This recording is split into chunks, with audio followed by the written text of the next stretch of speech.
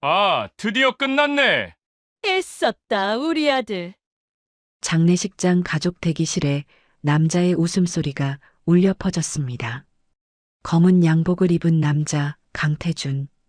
그의 시선 아래 바닥에 주저앉은 여자 서하윤이 있었죠. 야, 안 나가냐? 태준의 발이 하윤의 옆구리를 찼습니다. 쿵. 어머, 살살 때려. 옆에 있던 여성이 킥킥거리며 웃었습니다. 이제 좀 끝내자. 다시 한번 발길질이 이어졌습니다. 쿵, 쿵. 웃음 섞인 목소리로 반복되는 폭력.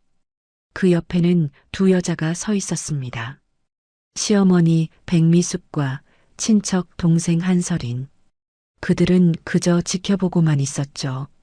말리지도 놀라지도 않았습니다. 이야기 시작 전에 잠시만 구독 버튼을 눌러주세요. 댓글로 시청하고 계신 곳을 알려주시면 반갑게 인사드릴게요. 그럼 이야기 바로 시작하겠습니다. 불과 30분 전, 6살 딸 유나의 발인이 끝난 직후였습니다.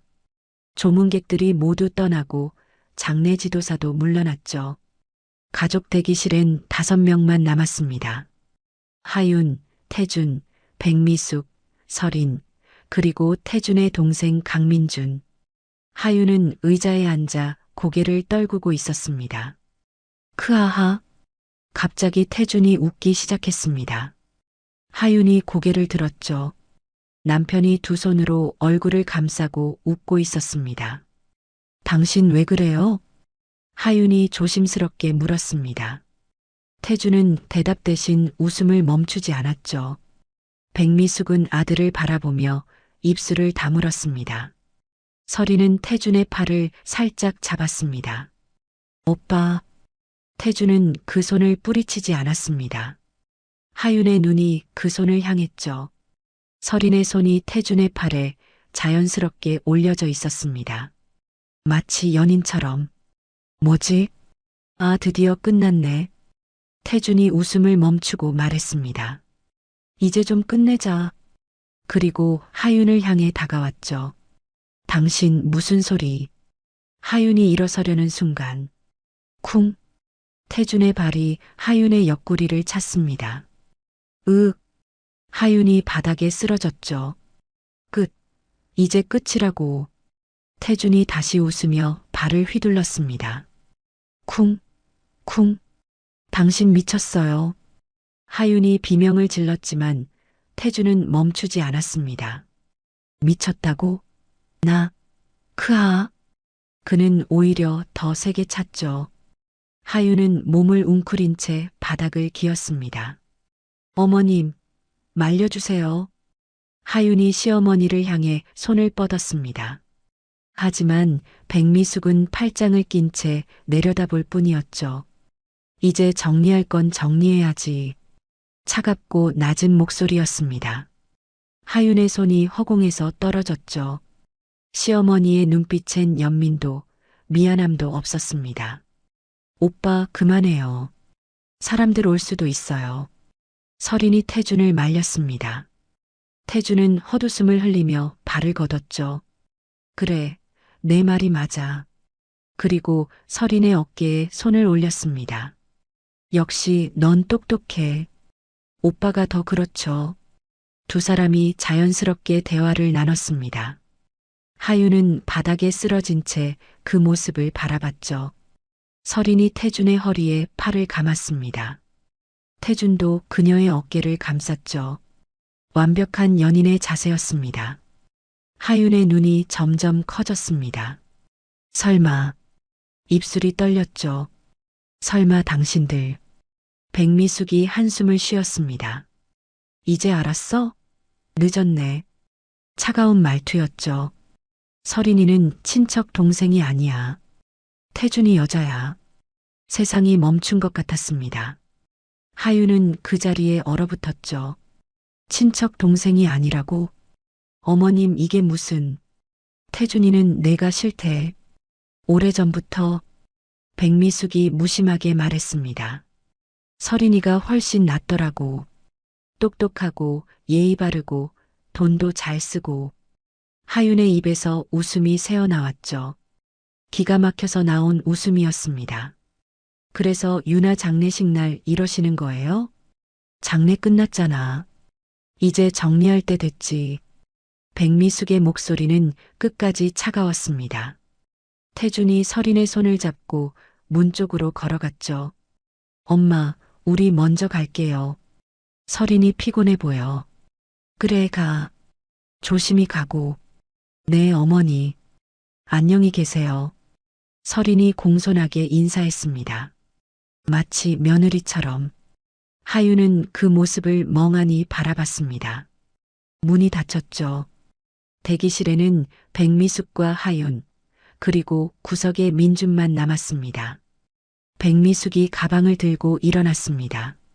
넌 오늘 집에 오지 마. 태준이가 싫어할 거야. 제 집인데요. 지? 그게 내 집이야? 백미숙이 코웃음을 쳤습니다. 전부 태준이 명의야. 내 이름으로 된 건 아무것도 없어. 하윤은 대답할 수 없었습니다. 내가 어디 가서 살든 이제 우리랑 상관없어. 백미숙이 문을 열었죠. 아, 민준아. 너도 가자. 네, 어머니. 민준이 고개를 숙이며 일어났습니다. 그는 하윤을 한번 쳐다봤지만 아무 말도 하지 않았죠. 문이 닫혔습니다. 대기실에는 하윤만 남았습니다. 바닥에 쓰러진 채로 하윤은 텅 빈 대기실 바닥에 앉아 있었습니다. 친척 동생이라고? 서린의 얼굴이 떠올랐죠. 처음 만난 건 4년 전이었습니다. 이쪽은 먼 친척 동생이야. 서린이. 안녕하세요. 공손하고 예의 바른 여자였죠. 태준의 말대로 서린은 자주 집에 들렀습니다. 명절 때면 어김없이 나타났죠. 이거 드셔보세요. 비싼 과일 선물을 들고 왔습니다. 어머니, 이거 어머니 잘 어울리실 것 같아서요. 백미숙에게는 명품 스카프를 선물했죠. 우와, 서린아. 넌 참 센스가 좋구나.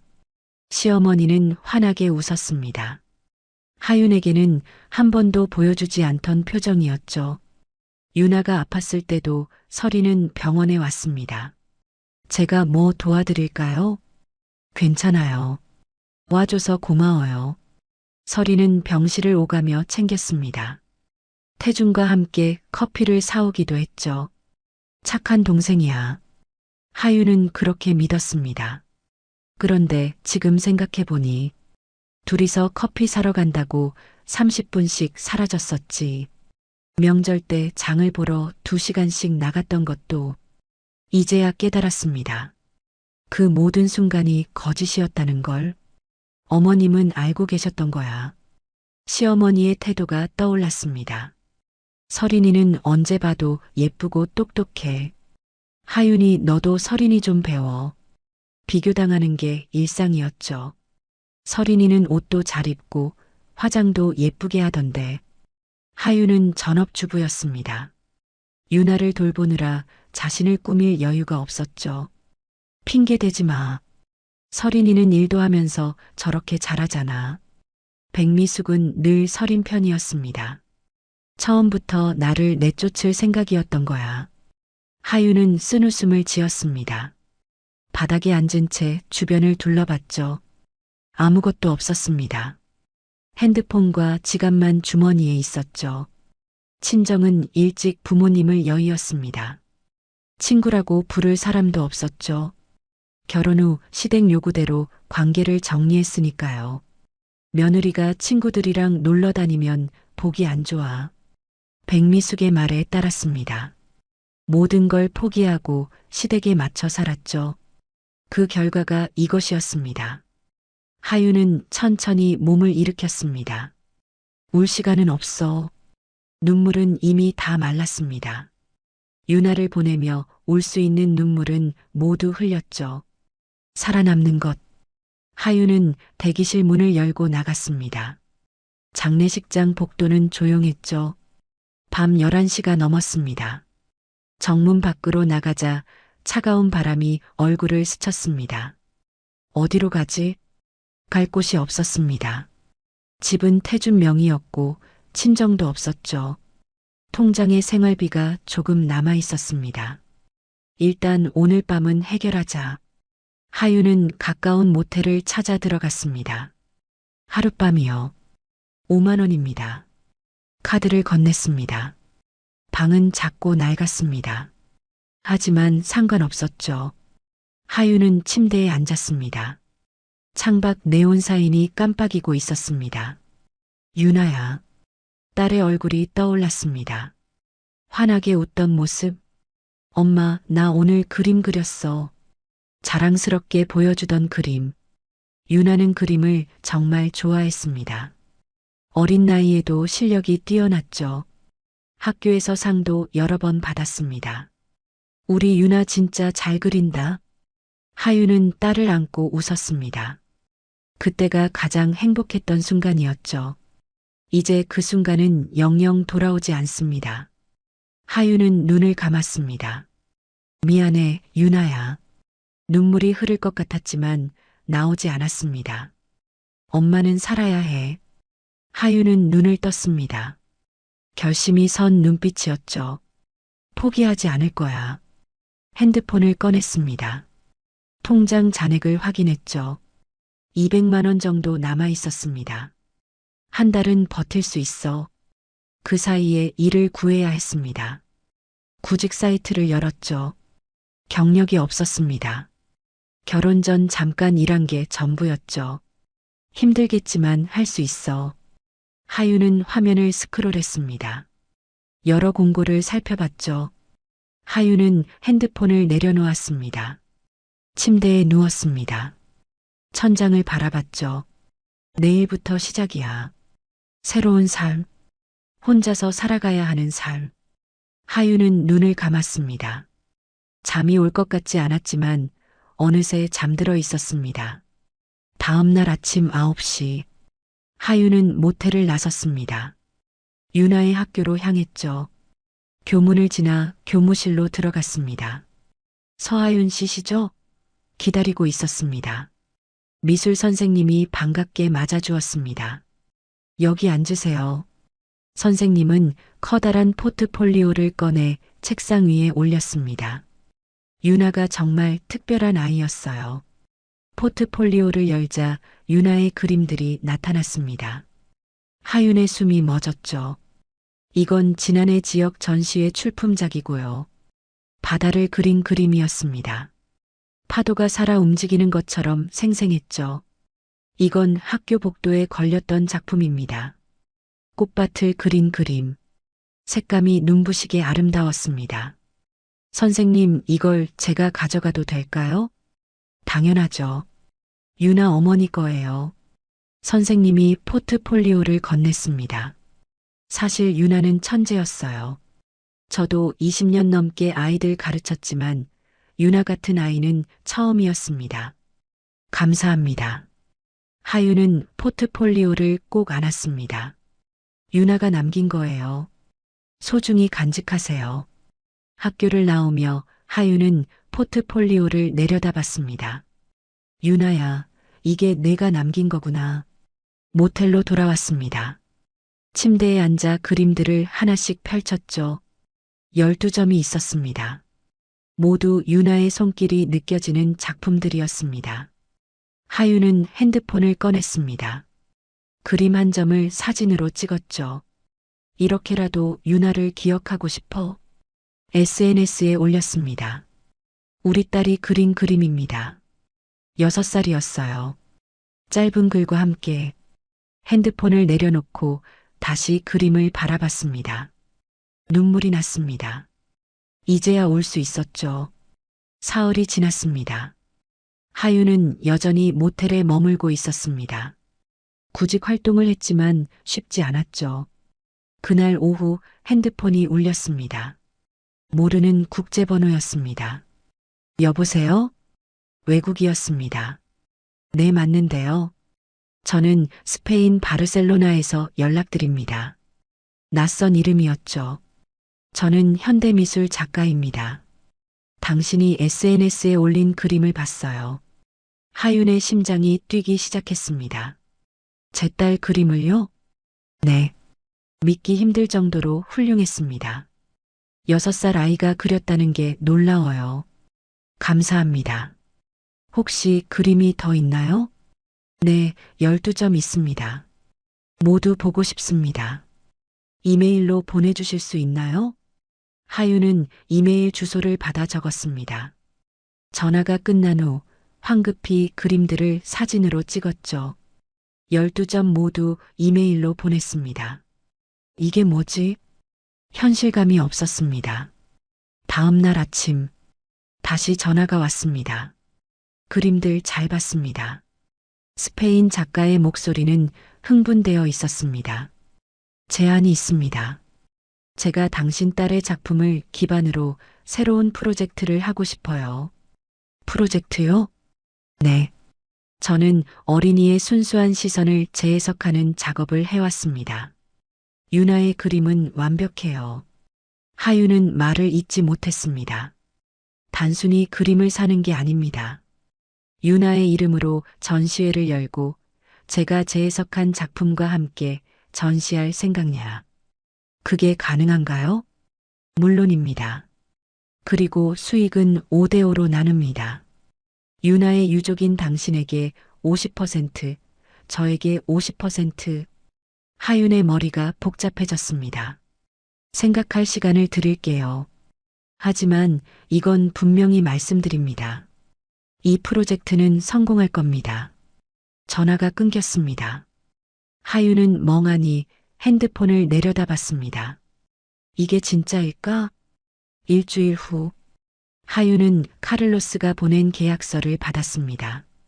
국제 우편으로 도착한 두꺼운 서류였죠. 변호사를 찾아갔습니다. 이 계약서 검토 좀 부탁드립니다. 변호사는 꼼꼼히 읽어 내려갔습니다. 문제 없습니다. 오히려 굉장히 좋은 조건이네요. 정말요? 네. 작품 저작권은 유나 양 이름으로 남고 수익 배분도 공정합니다. 게다가 선급금도 있네요. 선급금이요? 네. 계약금으로 5천만 원을 먼저 주겠다고 되어 있습니다.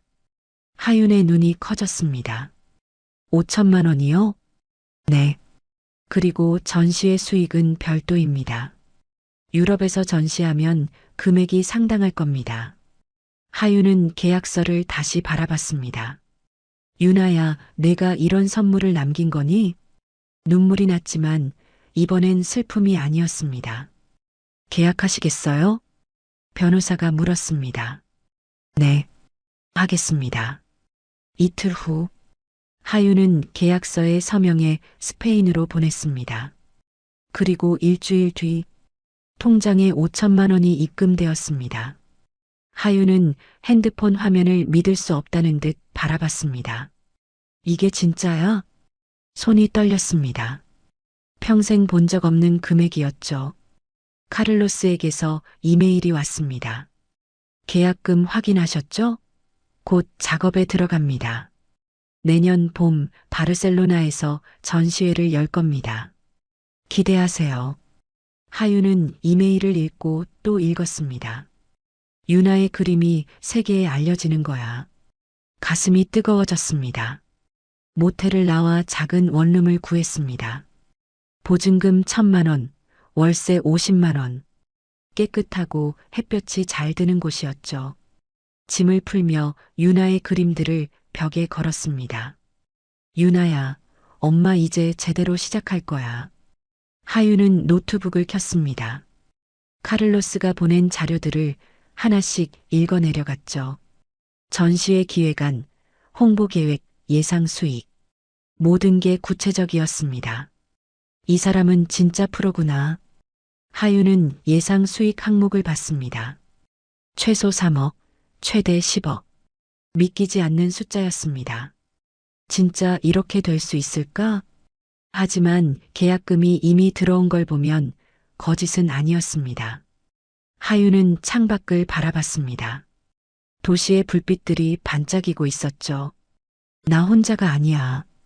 유나가 나한테 기회를 준 거야. 그녀는 노트북을 닫았습니다. 그리고 침대에 누웠습니다. 오랜만에 편안한 잠이 찾아왔습니다. 6달이 흘렀습니다. 카를로스에게서 이메일이 왔습니다. 전시회가 대성공입니다. 축하합니다. 첨부된 사진들을 열어봤죠. 바르셀로나 갤러리에 사람들이 가득했습니다. 유나의 그림 앞에 서서 감탄하는 모습들, 카를로스가 재해석한 대형 작품들, 모두 유나의 이름으로 전시되어 있었습니다. 며칠 후 통장에 8억이 입금되었습니다. 하유는 숨이 멎었습니다. 8억이라고? 손이 떨렸죠. 카를로스의 전화가 왔습니다. 모든 작품이 완판되었습니다. 정말 감사합니다. 이건 시작일 뿐입니다. 다음 전시 요청이 벌써 3곳에서 들어왔어요. 하유는 믿을 수 없었습니다. 전화를 끊고 통장을 다시 확인했죠. 8억 원. 선급금 5천만 원까지 합치면 8억 5천만 원이었습니다. 이 돈을 어떻게 하지? 하유는 며칠간 고민했습니다. 그냥 저축할 수도 있었죠. 하지만 뭔가 더 해야 할 것 같았습니다. 유나가 준 기회야. 더 키워야 해. 하유는 서점으로 갔습니다. 예술품 투자 관련 책들을 샀죠. 밤마다 공부했습니다. 경매시장, 작가 분석, 작품 가치 평가, 모든 걸 흡수했습니다. 한 달 후, 하유는 서울 강남의 유명 경매장을 찾았습니다. 입구에서 잠시 멈칫했죠. 내가 여기 와도 되는 걸까? 하지만 곧 발걸음을 옮겼습니다. 경매장 안은 고급스러웠습니다. 정장을 입은 사람들이 카탈로그를 넘기고 있었죠. 하윤도 카탈로그를 받았습니다. 오늘 경매 품목은 30점. 유명 작가들의 원화였습니다. 경매가 시작되었습니다. 첫 번째 작품, 김환기 작가의 유화입니다. 시작가 2억입니다. 패들이 올라갔습니다. 2억 2천, 2억 5천. 가격이 빠르게 올랐죠. 3억? 낙찰되었습니다. 하유는 숨죽이며 지켜봤습니다. 저렇게 순식간에 오르는구나. 5번째 작품이 나왔습니다. 이중섭 작가의 드로잉입니다. 시작가 5천만 원. 하윤의 눈이 빛났습니다. 카탈로그에서 본 작품이었죠. 희소성이 높고 가치 상승 가능성이 큰 작품. 이거다. 하윤은 패드를 들었습니다. 5천만 원, 6천만 원. 다른 사람이 불렀습니다. 하윤은 다시 들었습니다. 7천만 원, 8천만 원. 심장이 빠르게 뛰었습니다. 포기하면 안 돼. 1억. 하윤이 외쳤습니다. 경매장이 잠시 조용해졌죠. 1억 한 번, 2번, 낙찰. 하윤의 첫 작품이었습니다. 그날 하윤은 3점을 더 낙찰받았습니다. 총 4억을 썼죠. 1년이 지났습니다. 하윤이 구입한 작품들의 가치가 올랐습니다. 이중섭 드로잉은 3억이 되었죠. 다른 작품들도 2배 이상 올랐습니다. 하윤은 일부를 다시 경매에 내놓았습니다. 10억이 들어왔습니다. 그 돈으로 더 좋은 작품들을 샀습니다. 유명 해외 작가들의 작품, 재해석 판권, 희소 작품들, 경매장의 단골이 되었습니다. 서하윤 씨, 오늘도 오셨네요. 경매 관계자들이 알아봤습니다. 안목이 정말 뛰어나세요. 고르시는 작품마다 가격이 오르더라고요. 하윤은 겸손하게 웃었습니다. 하지만 속으로는 확신이 있었죠. 나는 할 수 있어. 2년 차 하윤의 자산은 50억을 넘었습니다. 회계사를 고용했습니다. 모든 자산을 제 개인 명의로 관리하고 싶습니다. 당연히 그래야죠. 법인으로 하시겠습니까? 아니요. 개인으로요. 알겠습니다. 변호사도 선임했습니다. 혹시 모를 법적 문제에 대비하고 싶습니다. 현명하신 선택입니다. 하윤은 철저했습니다. 모든 계약서를 검토받았고 모든 거래를 문서로 남겼죠. 세무사도 고용했습니다. 세금 문제는 절대 생기면 안 됩니다. 걱정 마세요. 완벽하게 처리하겠습니다. 하윤의 주변에 전문가들이 모였습니다. 3년 차 자산이 100억을 넘었습니다. 이제 현금만으로는 불안했습니다. 부동산으로 옮기기 시작했죠. 강남의 작은 빌딩을 샀습니다. 60억이었습니다. 축하드립니다. 좋은 매물입니다. 중개인이 말했습니다. 하윤은 빌딩 앞에 섰습니다. 내 건물이라니.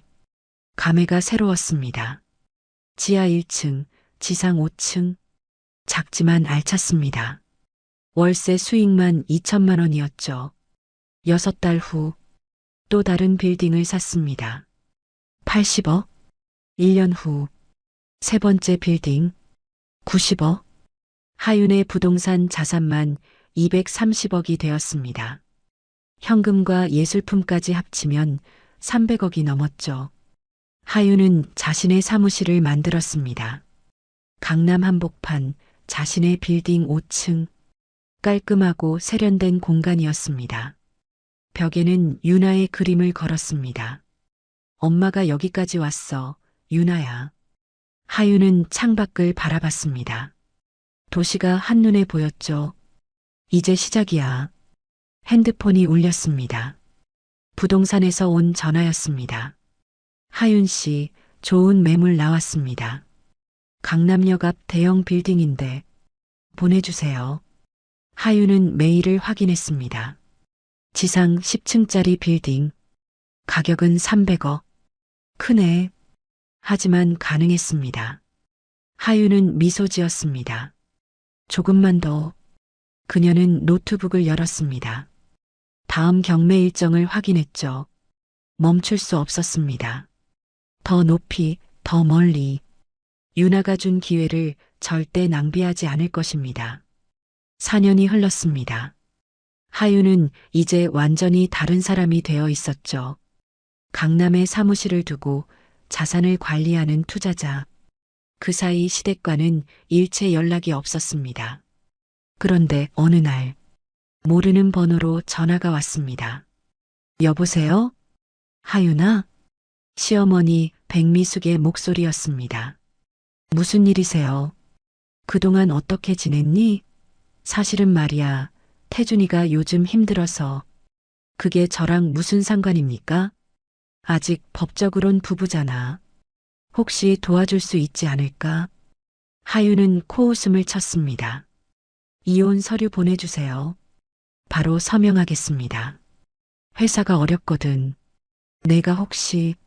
제 형편은 어머님과 관계없습니다. 하윤은 전화를 끊었습니다. 며칠 후 또 전화가 왔습니다. 저예요. 설인이요. 하윤의 눈빛이 차갑게 변했습니다. 왜 전화하셨죠? 오빠 일로 연락드렸어요. 회사 사정이 안 좋아서 좀 도와주시면. 제가 왜 도와줘야 하죠? 그래도 정 떼놓고 사는 사이는 아니잖아요. 4년 전 장례식장 기억나세요? 그때 당신들이 뭘 했는지. 하윤의 목소리는 얼음장이었습니다. 다시는 전화하지 마세요. 전화를 끊고 변호사에게 연락했습니다. 이혼 소송 진행하겠습니다.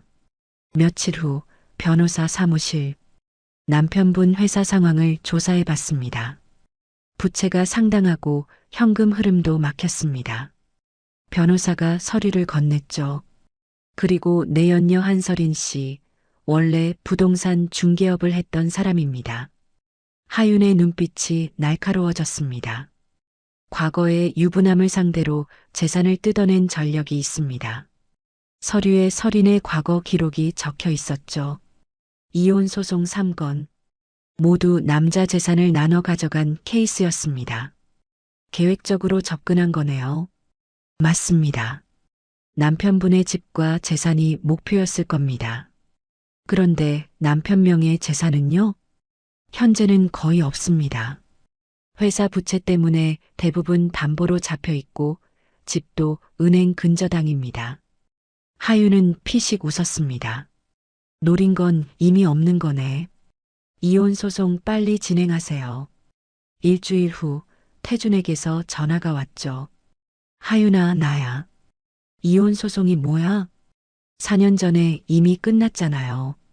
내가 요즘 좀 힘들어서 내가 혹시 도와줄 수 있을까? 4년 전에 저를 어떻게 대했는지 기억하세요? 그건 내가 잘못했어. 이제 와서 잘못했다고요? 하윤의 목소리는 차갑게 식었습니다. 당신 일은 제가 모릅니다. 이혼 서류에 서명하세요. 전화를 끊었습니다. 다음 날 변호사 연락. 남편 측에서 재산 분할 요구했습니다. 제 재산은 남편과 무관합니다. 물론입니다. 이미 별거 4년이고 모든 재산이 의뢰인 단독 명의입니다. 며칠 후 태준과 백미숙이 하윤의 사무실로 찾아왔습니다. 문이 열리자 두 사람은 멈칫했습니다. 세련된 정장을 입은 하윤, 강남 한복판 사무실, 고급 예술 작품들. 너 이게 다 뭐야? 태준이 어리둥절하게 물었습니다. 제 사무실입니다.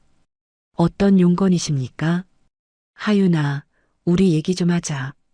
백미숙이 다가왔습니다. 어머님, 저희 할 얘기 없습니다. 이혼은 좀 천천히 하면 안 되겠니? 재산 분할도 좀. 제 재산은 제가 혼자 만든 겁니다. 하윤은 서류를 밀어냈습니다. 이혼 동의서입니다. 서명하시면 끝입니다. 태준이 서류를 집어들었습니다. 재산 분할 없이 이혼하라고? 당신 재산도 안 받을 테니 제 재산도 포기하세요. 말도 안 돼. 너 돈 꽤 있는 것 같던데. 하윤은 미소 지었습니다. 나가세요. 안 나가시면 경비 부르겠습니다. 백미숙이 태준을 말렸습니다. 태준아, 가자. 두 사람은 나갔습니다. 문이 닫히고 하윤은 깊게 숨을 내쉬었습니다. 이제 정말 끝이야. 감정이 흔들릴 줄 알았는데 아무것도 느껴지지 않았습니다. 변호사에게 전화했습니다. 소송 강하게 밀어붙이세요.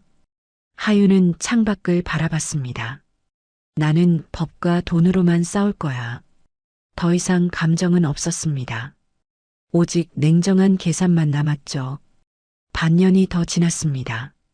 하윤은 변호사에게서 전화를 받았습니다. 이혼 판결 났습니다. 재산 분할 없이 이혼 확정입니다. 감사합니다. 법적으로도 완전히 남이 되었습니다. 그날 오후 경매 정보 사이트를 확인하던 하윤은 멈칫했습니다. 이건 화면에 익숙한 주소가 보였습니다. 시댁 건물이었죠. 지하 1층, 지상 4층. 강태준의 회사가 있던 건물이자 시어머니가 살던 곳. 감정가 120억. 경매 시작가는 80억. 채권 최고액 200억. 유찰 횟수 1회. 회사가 망했구나. 인터넷 뉴스를 검색했습니다. 중소건설사 태광건설 부도 처리. 태준이 운영하던 회사였습니다. 무리한 사업 확장과 부실 경영으로 자금난 심화. 법정관리 신청. 대표 강태준 씨 개인 연대보증으로 개인 파산 위기. 채권자들 몰려 자택까지 압류. 건물 경매 진행. 채권 회수 절차 돌입. 자업자득이네. 하윤은 노트북을 닫았습니다. 담담했습니다. 동정도 분노도 없었죠. 며칠 후 부동산 컨설턴트를 불렀습니다. 이 건물 경매건 분석해 주세요. 컨설턴트는 꼼꼼히 살펴봤죠. 입지는 괜찮습니다. 강남권 역세권이네요. 유찰 1회 됐으니 이번엔 70억 시작, 경쟁 입찰자 따라 90억까지 갈 수 있습니다. 시세는요? 정상 거래라면 130억 정도 합니다. 하윤은 고개를 끄덕였습니다. 대표님 자금력이면 충분히 가능합니다. 경매 참여하겠습니다. 준비하겠습니다. 일주일 후 경매 담당 변호사와 미팅. 보증금은 7억 준비하시면 됩니다. 네. 낙찰 후 명도 문제 알고 계시죠? 건물주 가족이 아직 거주 중입니다. 변호사가 서류를 넘겼습니다. 명도 소송은 석 달 정도 걸립니다. 상관없습니다. 법적 절차 그대로 진행하세요. 경매일이 다가왔습니다. 회계사에게 자금을 확인했죠. 현재 유동자금이 얼마나 됩니까? 250억 정도 바로 쓰실 수 있습니다. 충분하네요. 하유는 입찰 전략을 세웠습니다. 첫 입찰은 75억. 경쟁자 있으면 90억까지. 경매 전날 밤. 하유는 서류를 정리하며 생각했죠. 이건 복수가 아니야. 그냥 좋은 투자 물건을 사는 거야. 시장에 나온 물건. 정당한 경매 절차. 법에 따른 낙찰. 감정은 빼자. 다음 날 아침. 하유는 정장을 차려입고 경매장으로 향했습니다. 법원 경매 법정. 사람들이 꽤 많았죠. 하유는 입찰표를 받아 자리에 앉았습니다. 경매가 시작되었습니다. 강남구 삼성동 소재 건물입니다. 감정가 120억, 최저 입찰가 70억입니다. 판사가 말했습니다. 입찰 시작하겠습니다. 하유는 입찰표에 금액을 적었습니다. 75억. 봉투에 넣어 제출했죠. 개봉하겠습니다. 70억, 72억, 75억, 78억. 가장 높은 금액이었습니다. 하윤이 아니었죠. 78억에 낙찰 예정입니다. 이해 있으신 분? 하윤은 손을 들었습니다. 재입찰 신청합니다. 다시 입찰이 진행되었습니다. 하윤은 이번엔 더 높은 금액을 적었습니다. 85억. 제출했죠. 개봉합니다. 80억, 83억, 85억. 하윤의 금액이 최고가였습니다. 85억. 최고가입니다. 이해 있으신 분? 아무도 손을 들지 않았습니다. 낙찰. 판사가 선언했습니다. 하윤의 심장이 쿵 소리를 냈습니다. 됐다. 경매가 끝나고 밖으로 나왔습니다. 햇빛이 눈부셨죠. 하윤은 하늘을 올려다봤습니다. 유나야, 엄마가 해냈어. 변호사가 다가왔습니다. 축하드립니다. 좋은 투자입니다. 감사합니다. 잔금 납부는 한 달 안에 하시면 됩니다. 그렇게 하겠습니다. 하윤은 차에 올라탔습니다. 운전하며 생각했죠. 이제 시작이야. 한 달 후 잔금을 치르고 명도 소송을 진행하면 그 건물은 완전히 하윤의 것이 됩니다. 법대로 절차대로. 하윤은 미소 지었습니다. 이것은 복수가 아니었습니다. 시장의 원리였죠. 파산한 회사의 건물이 경매로 나왔고 그걸 정당하게 낙찰받았을 뿐. 이제 그 사람들한테 통보되겠지. 시어머니와 태준. 곧 알게 될 것입니다. 자신들이 살던 건물의 새 주인이 누군지. 하윤은 핸들을 꽉 잡았습니다. 준비는 끝났어. 하윤은 잔금을 모두 치렀습니다. 건물은 완전히 하윤의 소유가 되었죠. 명도 소송도 승소했습니다. 법원은 강태준과 백미숙에게 건물을 비우라고 명령했습니다. 한 달의 유예 기간이 주어졌죠. 하지만 그들은 나가지 않았습니다. 변호사가 전화했습니다. 명도 집행일이 확정되었습니다. 다음 주 화요일 오전 10시입니다. 제가 직접 가겠습니다. 꼭 오실 필요는 없습니다. 집행관이 알아서. 괜찮습니다. 가겠습니다. 명도 집행일 아침. 하윤은 검은색 정장을 입었습니다. 머리를 단정하게 묶었죠. 거울을 보며 심호흡했습니다. 침착하게. 강남 삼성동 건물 앞. 집행관들이 이미 도착해 있었습니다. 변호사도 와 있었죠. 대표님 오셨습니까? 네. 하윤은 건물을 올려다봤습니다. 5년 만에 보는 곳이었습니다. 들어가시죠. 1층 로비로 들어갔습니다. 엘리베이터를 타고 4층으로 올라갔죠. 복도 끝 4층 전체가 주거 공간이었습니다. 집행관이 초인종을 눌렀습니다. 딩동. 반응이 없었습니다. 다시 눌렀죠. 딩동. 딩동. 안에 계신 거 압니다. 문 열어주십시오. 집행관이 큰 소리로 말했습니다. 잠시 후 문이 열렸습니다.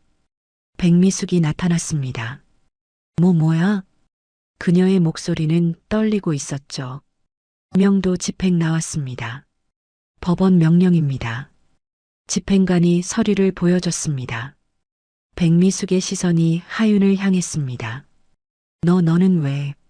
하윤은 침착하게 말했습니다. 안녕하세요, 어머님. 오래간만입니다. 하윤아, 너 지금 뭐 하는 거야? 백미숙이 다가왔습니다. 저는 이 건물의 새 소유주입니다. 하윤은 차분하게 대답했습니다. 뭐? 백미숙의 얼굴이 하얗게 변했죠. 경매로 정당하게 낙찰받았습니다. 법원에서 명도 명령도 받았고요. 경매, 너가? 그때 안에서 태준이 나왔습니다. 엄마, 무슨 일이야? 태준은 하윤을 보고 멈칫했습니다. 하윤? 안녕하세요. 하윤은 덤덤하게 인사했습니다. 너 여기 왜 온 거야? 이 건물 제가 샀습니다. 뭐? 태준의 목소리가 커졌습니다. 무슨 소리야? 이 건물은 우리 경매로 넘어갔습니다. 그리고 제가 낙찰받았어요. 하윤은 서류를 꺼냈습니다. 등기부등본입니다. 소유주가 저로 되어 있습니다. 태준이 서류를 낚아챘습니다. 눈으로 훑어봤죠. 이게 진짜야? 그의 손이 떨렸습니다. 네, 진짜입니다. 서린도 안에서 나왔습니다. 오빠, 무슨 일이에요? 그녀는 하윤을 보고 표정이 굳었습니다. 안녕하세요, 서린 씨.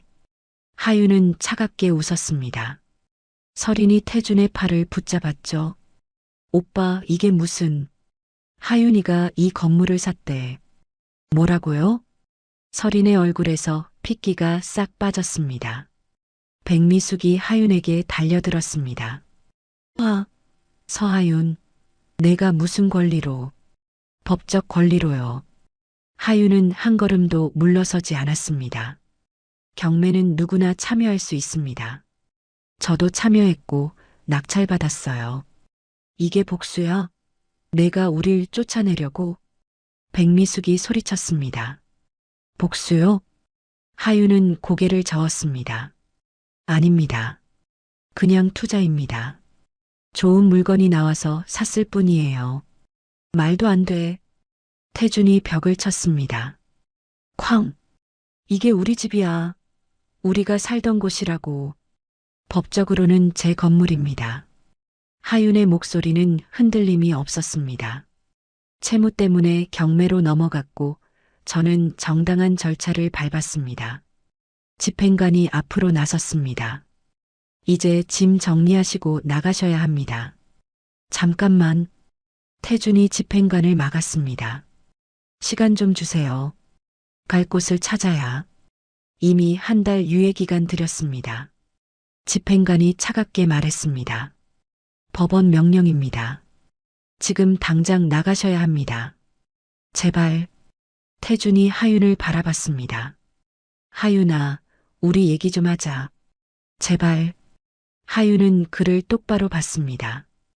5년 전 장례식장 기억하세요? 태준이 입을 다물었습니다. 그때 당신이 한 말, 한 행동 기억하세요? 그건 저는 그날 모든 걸 잃었습니다. 딸도 가족도 집도. 하윤의 목소리는 차분했지만 단단했습니다. 이제 저는 법대로 제 권리를 행사하는 겁니다.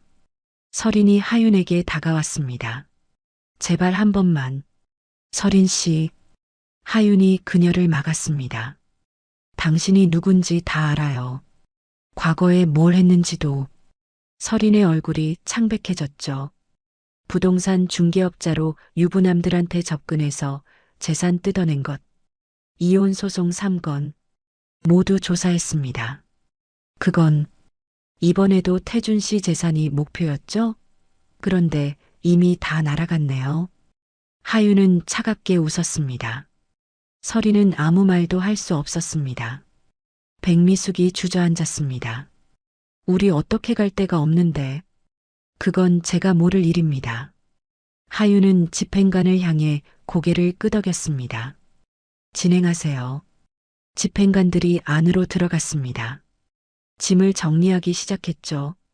태준과 백미숙, 서리는 멍하니 서 있었습니다. 하윤은 그들을 지나쳐 창가로 걸어갔습니다. 밖을 내려다봤죠. 강남의 거리가 보였습니다. 유나야, 엄마 여기까지 왔어. 2시간 후, 건물은 완전히 비워졌습니다. 태준 가족의 짐들이 로비에 쌓여 있었죠. 백미숙은 바닥에 주저앉아 울고 있었습니다. 태준은 멍한 표정으로 벽에 기대 있었죠.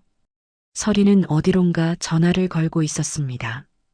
하윤은 그들을 지나쳐 밖으로 나왔습니다. 뒤돌아보지 않았죠. 변호사가 따라왔습니다. 수고하셨습니다, 대표님. 감사합니다. 하윤은 차에 올랐습니다. 시동을 걸었죠. 백미러로 건물을 한번 봤습니다. 이제 끝이야. 복수가 아니었습니다. 정의였죠. 법대로, 절차대로. 아무도 탓할 수 없었습니다. 하윤은 엑셀을 밟았습니다. 차는 조용히 출발했습니다. 3년이 더 흘렀습니다. 하윤의 예술 투자는 계속 성공했습니다. 카를로스와의 협업은 전 세계로 확장되었죠. 유나의 이름은 세계적인 예술 프로젝트가 되었습니다. 매년 수십억의 수익이 들어왔죠. 하윤은 그 돈을 다시 투자했습니다. 예술품, 부동산, 안정적인 자산. 어느 날 회계사가 보고서를 들고 왔습니다. 대표님, 올해 결산 나왔습니다. 총 자산이 얼마죠? 715억입니다. 회계사가 미소 지었습니다. 축하드립니다. 엄청난 성과입니다. 하윤은 서류를 받아들었습니다. 숫자들이 빼곡했죠. 700억. 믿기지 않는 금액이었습니다. 10년 전 장례식장 바닥에 쓰러져 있던 자신을 떠올렸습니다. 대표님? 회계사가 물었습니다. 아, 네. 수고하셨습니다. 하윤은 서류를 덮었습니다. 회계사가 나가고 하윤은 창가로 걸어갔습니다. 자신의 빌딩 20층. 도시가 한눈에 내려다 보였죠. 유나야, 엄마가 여기까지 왔어. 그날 오후 하윤은 한 병원을 찾았습니다. 서울대학교 어린이병원. 원장실로 안내되었죠. 어서 오세요, 서 대표님. 원장이 반갑게 맞았습니다. 오랜만입니다, 원장님. 오늘은 무슨 일로 오셨습니까? 하윤은 서류 봉투를 꺼냈습니다. 기부하려고 합니다. 아, 감사합니다. 얼마나? 원장이 서류를 열었습니다. 그리고 멈칫했죠. 100억이요? 네. 하윤은 차분하게 말했습니다. 소아암 치료 연구에 써주세요. 이렇게 큰 금액을 정말 괜찮으신 겁니까? 네. 제 딸도 아팠거든요. 하윤의 목소리가 잠시 떨렸습니다. 유나라는 아이였습니다. 6살에 세상을 떠났어요. 원장은 하윤을 바라봤습니다. 그 아이가 받지 못한 시간을 다른 아이들이 살 수 있게 하고 싶습니다. 정말 감사합니다. 원장이 깊게 고개 숙였습니다. 유나 양의 이름으로 연구실을 만들겠습니다. 하윤은 고개를 저었습니다. 이름은 필요 없습니다. 조용히 써주세요. 하지만 제 딸을 기억하는 건 제 몫입니다. 그냥 아이들이 살 수 있게만 해주세요. 원장은 더 이상 말하지 않았습니다. 하윤은 병원을 나섰습니다. 복도를 지나며 입원실들을 봤습니다. 아픈 아이들이 누워 있었죠. 보호자들이 곁을 지키고 있었습니다. 저 아이들이 다 나았으면 좋겠다. 하윤은 조용히 병원을 빠져나왔습니다. 그 후로도 하윤의 기부는 계속되었습니다. 소아암 연구재단에 50억, 희귀병 어린이 치료비 지원에 30억, 장애 아동 재활센터 건립에 40억, 모두 익명이었습니다. 하윤은 자신의 이름을 드러내지 않았죠. 언론 인터뷰도 거절했습니다. 그저 조용히 꾸준히. 어느 봄날 하윤은 유나의 묘를 찾았습니다. 오랜만이었죠. 유나야, 엄마 왔어. 하윤은 묘비 앞에 앉았습니다. 내가 그린 그림들 전 세계 사람들이 보고 있어. 너 정말 대단한 아이였어. 바람이 불었습니다. 꽃들이 흔들렸죠. 엄마는 내가 준 기회로 여기까지 왔어. 이제 다른 아이들도 돕고 있어. 하윤은 미소 지었습니다.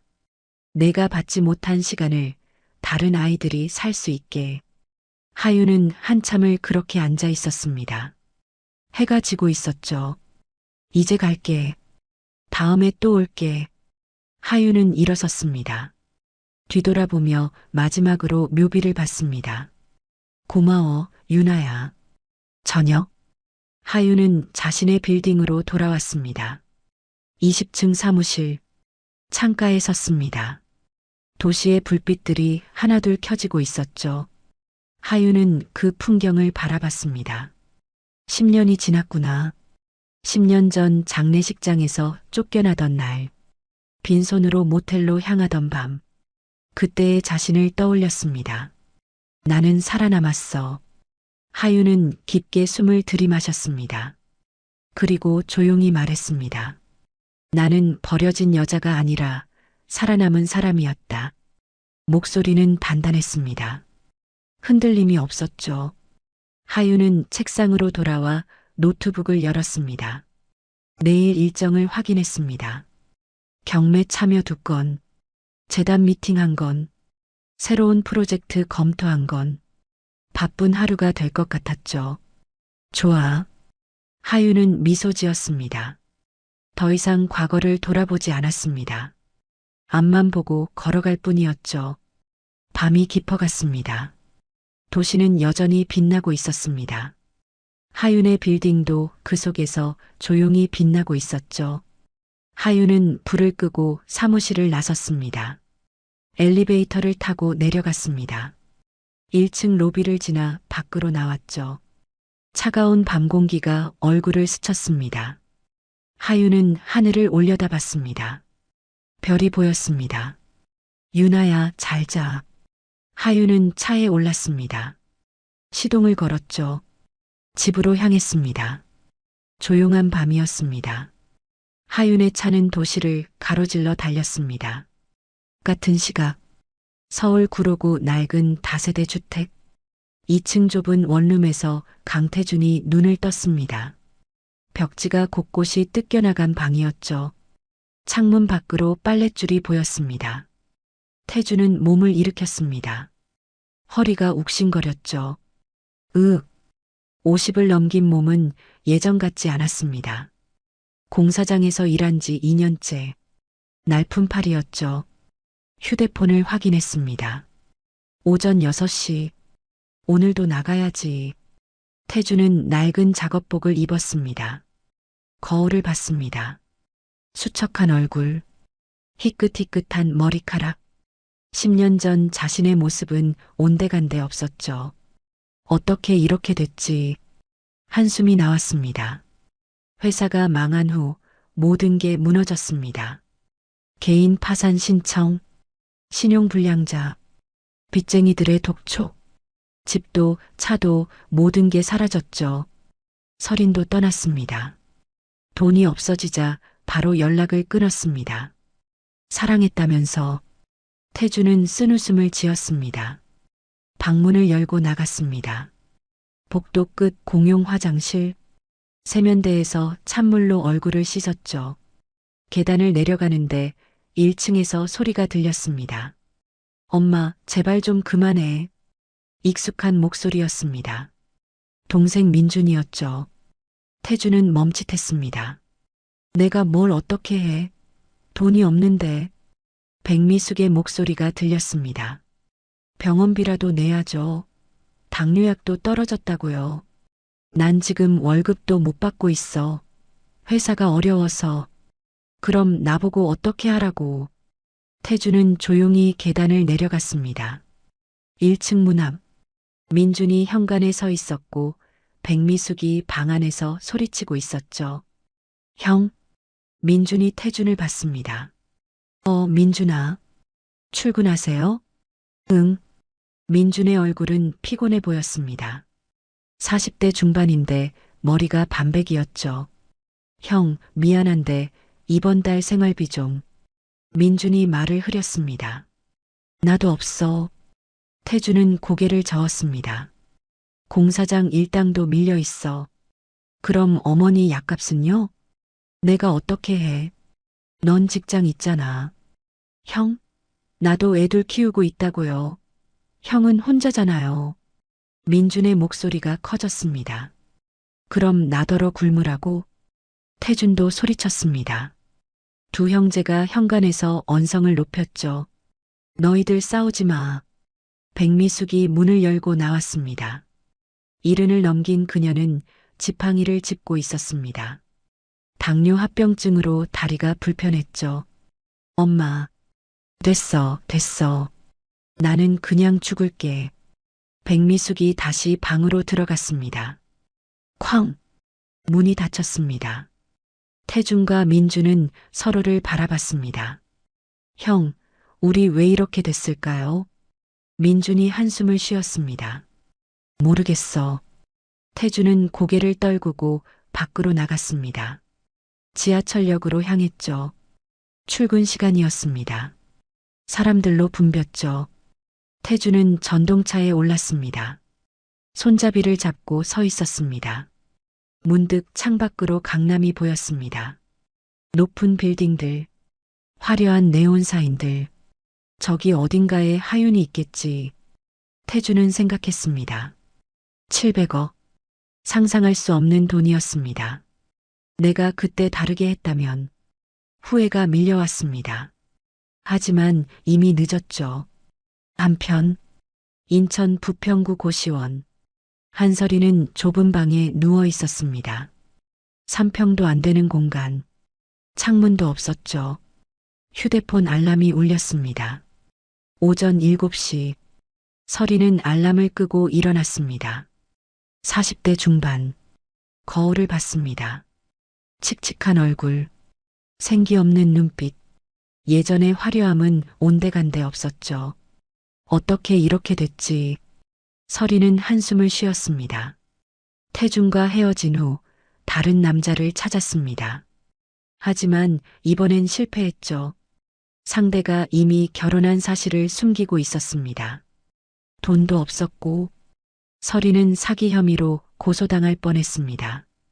겨우 합의했지만 평판은 바닥이었죠. 부동산 중개업도 못하게 되었습니다. 이제 설이는 마트 계산대에서 일했습니다. 최저임금, 하루 8시간, 서 있는 게 전부였죠. 설이는 마트 유니폼을 입었습니다. 형광등 초록색 조끼, 한숨이 절로 나왔습니다. 고시원을 나와 지하철을 탔습니다. 출근길이었죠. 전동차 안, 사람들 틈에 서 있었습니다. 스마트폰을 꺼냈습니다. 뉴스를 보다가 멈칫했죠. 익명 기부자, 소아암 재단의 100억 쾌척. 기사 사진에 어린이 병원이 보였습니다. 100억? 설이는 기사를 읽었습니다. 수년간 누적 기부액 200억 원 이상. 익명을 고집하는 거액 기부자. 정체는 미스터리. 설이는 핸드폰을 내렸습니다. 저런 사람도 있구나. 부러웠습니다. 자신과는 너무 다른 세상이었죠. 전동차가 역에 도착했습니다. 설이는 내렸습니다. 마트로 향했죠. 오늘도 버텨야지. 설이는 직원 출입구로 들어갔습니다. 저녁. 태주는 공사장에서 돌아왔습니다. 온몸이 흙투성이었죠. 다세대 주택 계단을 올랐습니다. 1층을 지나며 어머니 방을 봤습니다. 불이 꺼져 있었죠. 주무시나 보다. 태주는 2층으로 올라갔습니다. 방문을 열었습니다. 텅 빈 방, 침대와 작은 책상뿐. 태주는 씻지도 않고 침대에 쓰러졌습니다. 천장을 바라봤죠. 나는 왜 이렇게 살고 있지? 눈물이 날 것 같았지만 나오지 않았습니다.